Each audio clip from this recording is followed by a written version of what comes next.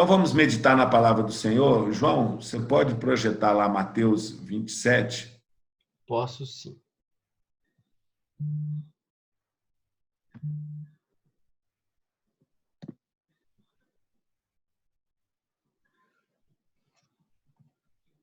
Beleza.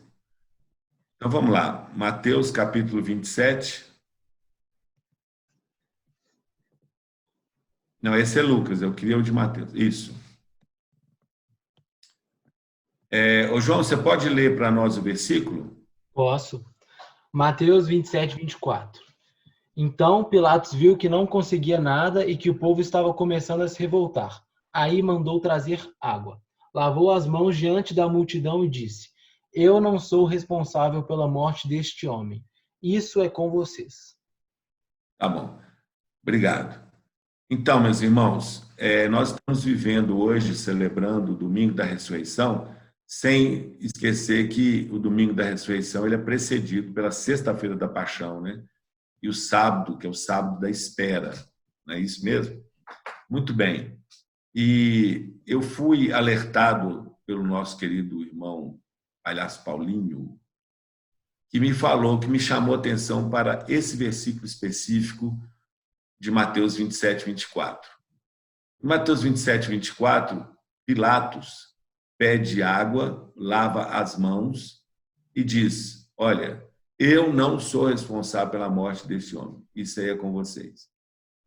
E foi interessante que o Paulinho falou comigo assim: Marcelo, veja, num momento no qual todo mundo fala para a gente lavar as mãos, esse texto parece assim ir na contramão, né?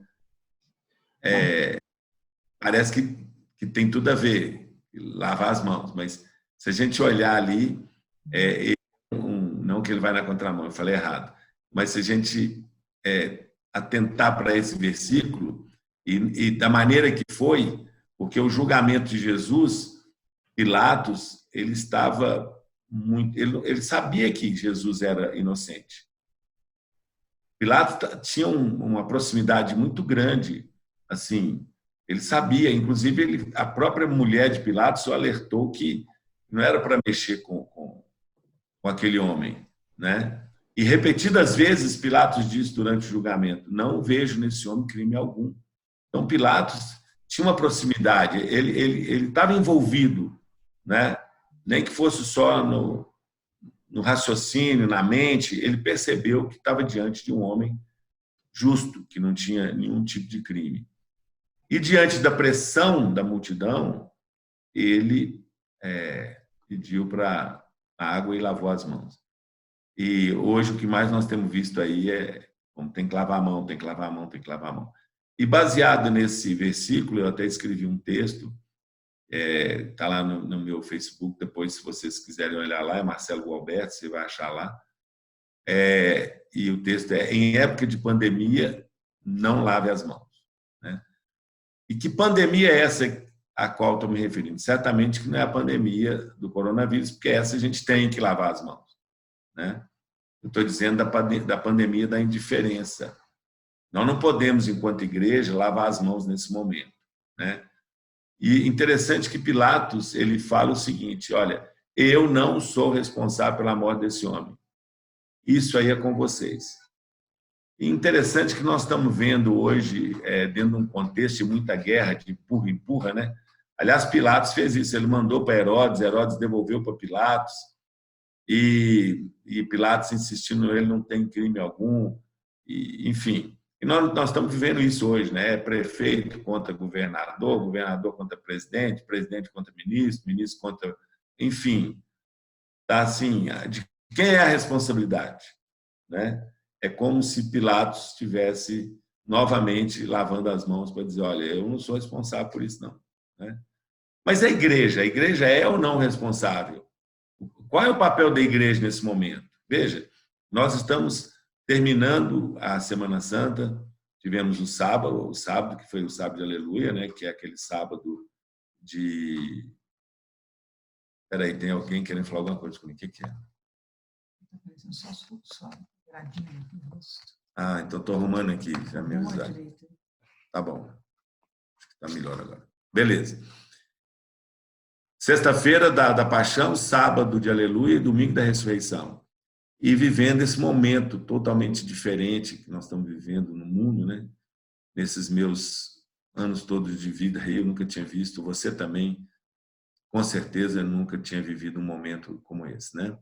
E o que a igreja tem a ver? A igreja tem... Qual é a responsabilidade da igreja diante disso tudo?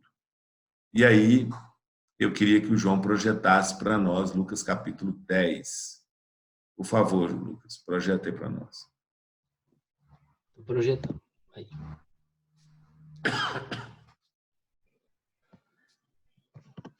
É um texto um pouco longo, mas você pode ler para nós, João? Lucas 10, 25 a 37. Posso sim. Um mestre da lei se levantou e, querendo encontrar alguma prova contra Jesus, perguntou: Mestre, o que devo fazer para conseguir a vida eterna? Jesus respondeu: O que as Escrituras Sagradas dizem a respeito disso? E como que é que você entende o que elas dizem? O homem respondeu: Ame ao Senhor, seu Deus, com todo o coração e com toda a alma, com todas as forças, com toda a mente. E ame ao seu próximo como você ama você mesmo. A sua resposta está certa, disse Jesus. Faça isso e você viverá. Porém, o mestre da lei, querendo se desculpar, perguntou: Mas quem é meu próximo? Jesus respondeu assim: Um homem estava descendo de Jerusalém para Jericó. No caminho, alguns ladrões o assaltaram, tiraram a sua roupa, bateram nele e o deixaram quase morto. Acontece que um sacerdote estava descendo por aquele mesmo caminho. Quando viu o homem, tratou de passar pelo outro lado da estrada. Também um levita passou por ali. Olhou também, foi embora pelo outro lado da estrada. Mas um samaritano que estava viajando por aquele caminho chegou até ali. Quando viu o homem, ficou com muita pena dele. Então chegou perto dele, limpou seus ferimentos com azeite e vinho e em seguida os enfaixou. Depois disso, o samaritano colocou-o no seu próprio animal e o levou para uma pensão, onde cuidou dele. No dia seguinte, entregou 2 moedas de prata ao dono da pensão, dizendo: Tome conta dele. Quando eu passar por aqui na volta, pegarei o que você gastar a mais com ele. Então Jesus perguntou ao mestre da lei: Na sua opinião, qual desses 3 foi o próximo do homem assaltado? Aquele que o socorreu, respondeu o mestre da lei. E Jesus disse: Pois vá e faça a mesma coisa. Tá bom, pode voltar. Muito bem. Então, qual é a resposta que a igreja vai dar? Qual é a resposta que eu e você, enquanto cristãos, enquanto seguidores desse Jesus ressurreto, né, que enfrentou Pilatos, né? Pilatos estava atacado da pandemia da indiferença. Na verdade, ele até que tentou livrar Jesus, mas não sucumbiu diante da pressão, pediu água, lavou as mãos. E será que nós vamos ter que lavar as mãos agora também? Será que... Qual é o papel da igreja? Né? Será que nós vamos dizer igual Pilatos? Eu não tenho nada com isso, eu não sou responsável pela morte de ninguém, pelo sofrimento de ninguém. Qual é a resposta que a igreja vai dar? Bem, e aí eu pedi, o João, ele projetou essa história contada por Jesus. Veja, Jesus contou essa história em resposta a uma pergunta feita por um intérprete da lei. O fariseu perguntou para ele assim: quais são os 2 maiores mandamentos? E Jesus respondeu, aqui ó, em Mateus, em Lucas. Ele perguntou aqui, ó. Projeta lá de novo, João, por favor. Projeta lá de novo. Aí. Então, veja bem. Olha só como é que... Por que Jesus contou essa história? Um mestre da lei se levantou e, querendo encontrar alguma prova contra Jesus, perguntou: Mestre, o que devo fazer para conseguir a vida eterna? Essa pergunta. Jesus respondeu: o que é que as Escrituras Sagradas dizem a respeito disso? Jesus respondeu uma pergunta com outra pergunta, não é? Porque Jesus, que sonda os corações, sabia que aquela pergunta do mestre da lei era uma pegadinha, certo? Então, Jesus rolou a bola para ele e falou assim: você quer saber sobre a vida eterna? Você não é um mestre da lei? O que as Escrituras Sagradas dizem? E como é que você entende o que elas dizem? E o homem respondeu: ame o Senhor, seu Deus, com todo o coração, com toda a alma, com todas as forças e com toda a mente. E ame o seu próximo como você ama a você mesmo. Jesus disse: a sua resposta está certa. Faça isso e viverá. Aí o cara ficou meio sem rosca, né? Como diria antigamente. Aí o mestre da lei, querendo se desculpar, perguntou: mas quem é o meu próximo? Então, para responder essa pergunta, é que Jesus contou essa história. Que um homem estava descendo de Jerusalém para Jericó, etc, etc. Pode voltar lá, o João, por favor.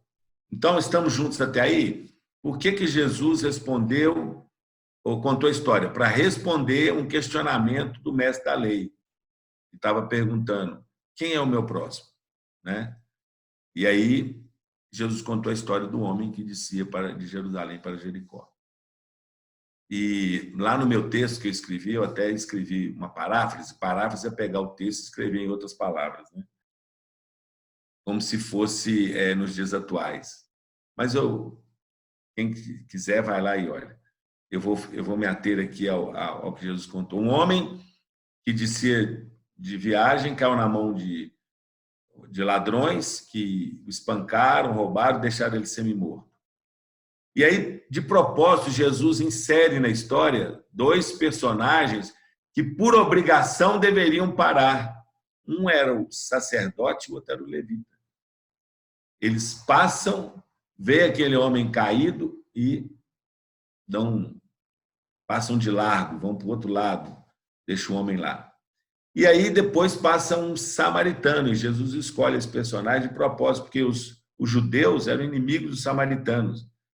O samaritano tinha todas as razões do mundo para, não só para deixar o homem naquele estado, mas até para acabar de matar ele, eles se odiavam. Mas justamente um samaritano chegou, cuidou das feridas, colocou ele estava seguindo viagem, né? Ele colocou no seu animal, o levou para uma hospedaria, tirou dinheiro, entregou ao dono da hospedaria, dizendo: olha, cuida desse homem, eu vou seguir viagem, se esse dinheiro que eu estou deixando aí não for suficiente, eu vou pagar o restante quando eu voltar. E aí Jesus fala o seguinte: qual desses três, sacerdote, levita e samaritano, qual desses três te parece que foi o próximo daquele homem? E aí o mestre da lei responde: o que usou de misericórdia. E Jesus falou assim: então, você está certo, faça isso e você vai viver. E esse é o resumo, né, de tudo, é amar a Deus e ao próximo, né? Amar a Deus em primeiro lugar e ao próximo como a nós mesmos. Qual é a resposta da igreja, gente? Qual deve ser a resposta da igreja diante de tudo que nós estamos vivendo? Porque nós estamos celebrando a morte e a ressurreição de Cristo. Nós servimos a um Deus vivo, a um Jesus que vive. Estamos diante de um cenário de guerra no mundo. Todos estamos apreensivos, todos nós estamos preocupados não só com a doença, mas depois com a questão da economia, com a questão do sustento, como é que vai ser, pessoas que estão perdendo emprego, como é que vai ser isso? E graças a Deus eu tenho visto, você também, várias iniciativas, né, de pessoas cristãs, não cristãs, organizações, empresas preocupadas com o próximo, etc. E tal. Mas qual é a resposta que a igreja vai dar diante disso tudo? Existe uma resposta espiritual, que é a oração. Essa é a resposta espiritual. Se o meu povo, que se chama pelo meu nome, nós já falamos sobre isso, né? Me buscar, orar, se arrepender dos seus maus caminhos. Essa é a resposta espiritual. E a resposta, assim, horizontal para o outro, qual deve ser a nossa resposta? Quantas pessoas necessitadas estão aí como aquele homem deixado à beira do caminho? Certa vez eu falei lá na igreja sobre as 3 leis que existem nesse texto aí, que regem os relacionamentos interpessoais. Né? De forma muito clara a história deixa essas 3 leis aí. A primeira delas É a lei animal, a lei dos que rege a mentalidade daqueles que roubam, dos ladrões, né? A lei animal é a lei da selva, a lei do mais forte. Eu vou até você, eu sou mais forte que você, e eu vou e eu te. Peraí, acho que sumiu tudo aqui. Sumiu, João? Ah, não, tá certo. Eu sou mais forte que você, eu te roubo, eu te espanco, porque o que é seu é meu e eu te tomo à força. É a lei animal, né? A lei da selva, a lei do mais forte.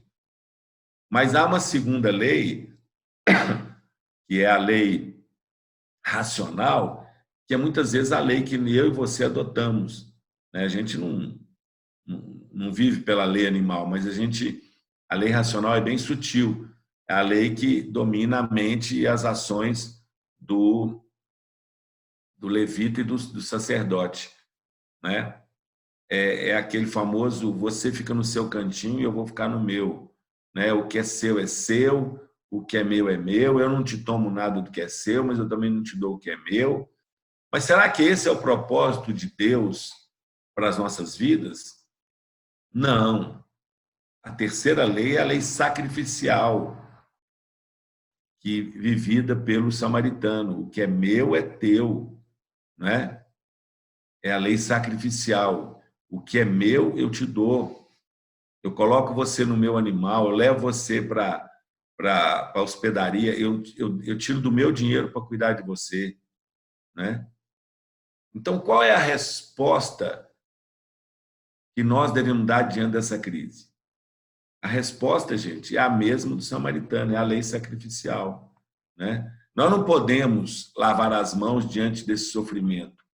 Nós não podemos, enquanto igreja, apenas nos recolhermos enquanto pessoas dentro das nossas casas, nos reunirmos uma vez por semana e orarmos para que Deus nos proteja, sem pensar naqueles que não têm essa condição, né? Então, nós tivemos aí o testemunho do Wagner. Que maravilha, louvado seja Deus, né? Graças a Deus, Deus o tem livrado, ele, a sua esposa, seus filhos. Mas olha que bênção, ele tem a casa para ficar, ele tem comida para comer.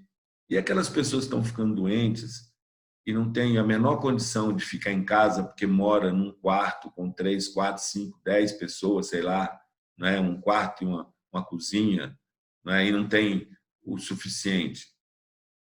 Então, nós não podemos, enquanto igreja, apenas dar uma resposta no sentido vertical, de orar e buscar o Senhor e orar pelos aqueles que sofrem. Nós também temos que dar uma resposta que seja horizontal, né? E graças a Deus temos feito isso.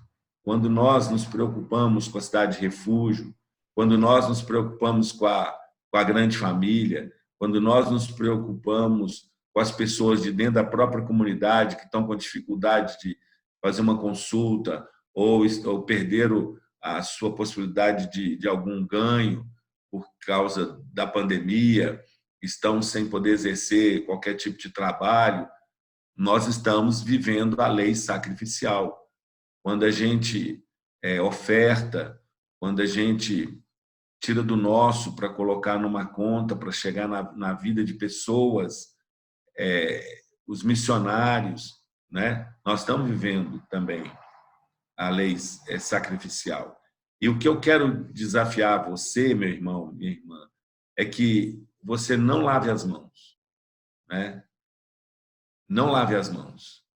A pandemia do coronavírus nos obriga a lavar as mãos.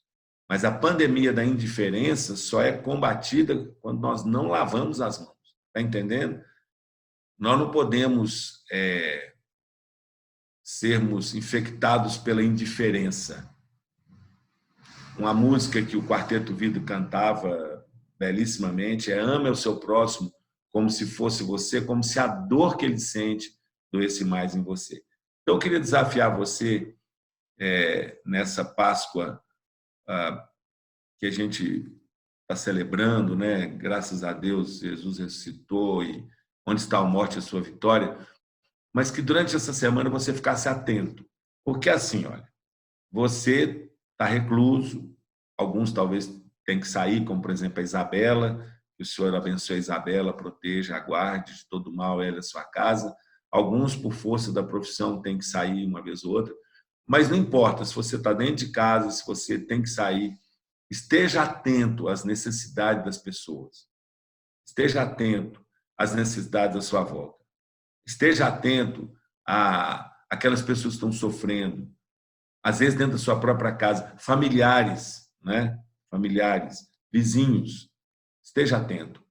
Eu tenho visto muita iniciativa legal, sabe? E eu espero que a gente, como igreja, eu louvo a Deus, a CPC está atenta, louvado seja o nome do Senhor. Mas você, enquanto pessoa, também esteja atento, né? Eu compartilhei aí, a gente ficou muito feliz, porque a gente conseguiu, com a bênção do Senhor, muitas pessoas foram tocadas e conseguiu essa oferta, né, para o Grupo Logos. Que é simples, o raciocínio é simples.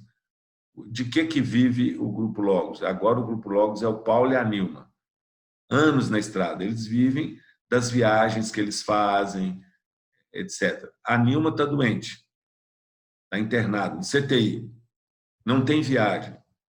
Bom, o Paulão não pediu, mas certamente ele orou ao Senhor e Deus tocou no nosso coração. Então, vamos ficar atentos. Estou falando isso porque todo dia eu recebo uma mensagem do Paulo dando um relatório sobre a situação de saúde da Nilma. Ele é um esposo muito, muito, muito cuidadoso. Puxa vida. Ele é um exemplo de homem de Deus. E ele todo dia vai no hospital para saber notícia. Às vezes ele não pode entrar, porque ele também já está num grupo de risco, ele tem mais de 65 anos.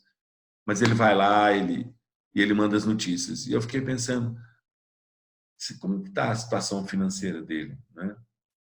Então, assim, se o senhor te incomodar por alguma pessoa, porque às vezes as pessoas não falam, às vezes a pessoa só fala com Deus e Deus toca no coração. Então, esteja atento. Não passe de largo, não. Esteja atento. Esteja com o radar ligado, né? Que essa é a resposta. Fico pensando, meu Deus, o que faria Jesus se ele estivesse aqui hoje? Não é? O que faria Jesus? Nós somos seguidores de Jesus. O que faria Jesus hoje? Jesus estaria atento às necessidades das pessoas. Atento. Esteja atento. Não olhe só para o umbigo, para as suas necessidades. Esteja atento à necessidade daqueles que estão próximos de você, né? E com maneiras muito criativas. E nós somos criativos, gente. Nós somos muito criativos. Fique ligado, não é? Fique ligado. Com criatividade e, claro, com segurança, né? Não seja infectado pelo vírus da indiferença. Não lave suas mãos, tá? Mas ajude a quem precisa. Seja a resposta de Deus para abençoar uma pessoa essa semana, 2 pessoas. Nós não vivemos na lei da selva, na lei animal, lei do mais forte, louvado seja Deus por isso. Mas muito cuidado com a lei racional. Pensar só na minha família, só em mim. Eu não tenho nada a ver com isso. Eu não sou responsável pela morte de ninguém. Isso começou lá na China, não quero nem saber, não é isso. Nós somos, sim, responsáveis pelo que sofre, porque nós somos representantes de Jesus aqui, tá bom? Hoje eu separei uma surpresinha, porque o ideal era que a gente pudesse hoje, dia da Páscoa, celebrar a ceia do Senhor, né?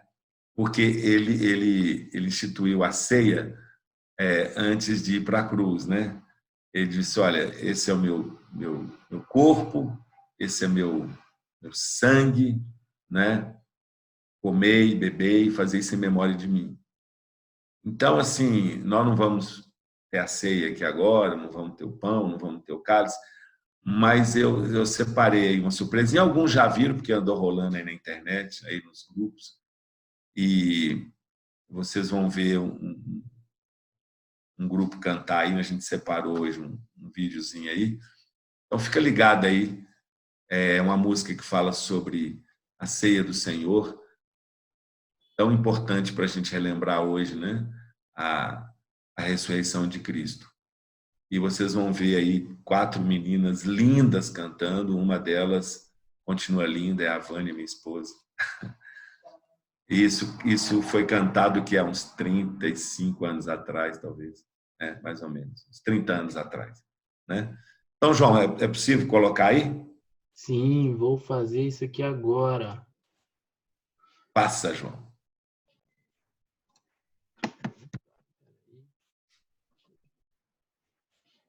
Estão vendo aí o Sim. vídeo? Beleza, então.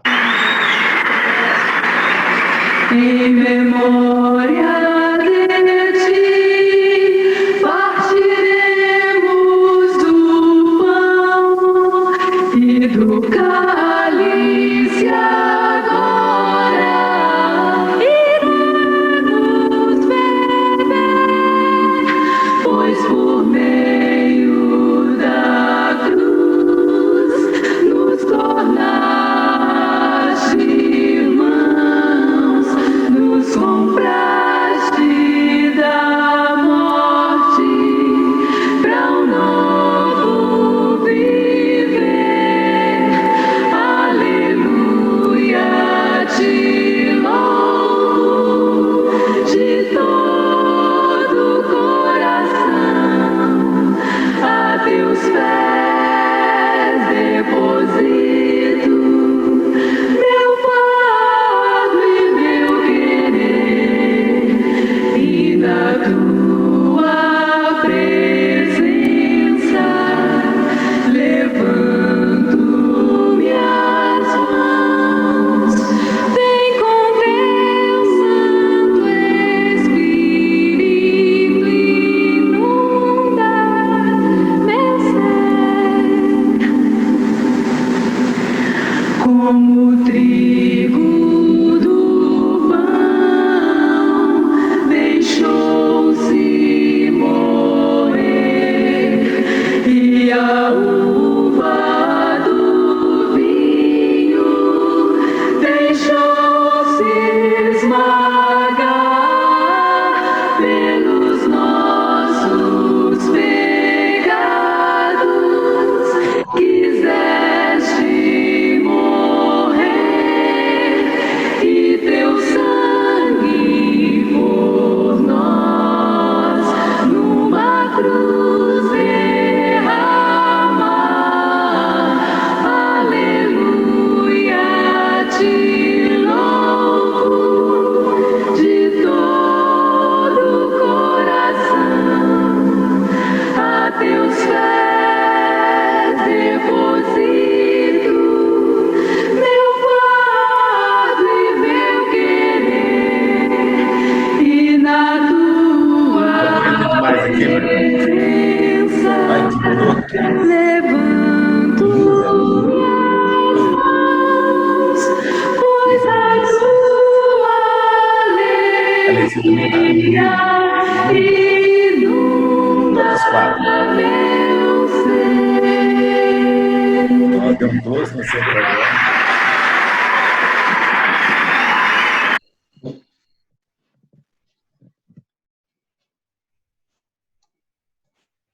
Beleza aí, João?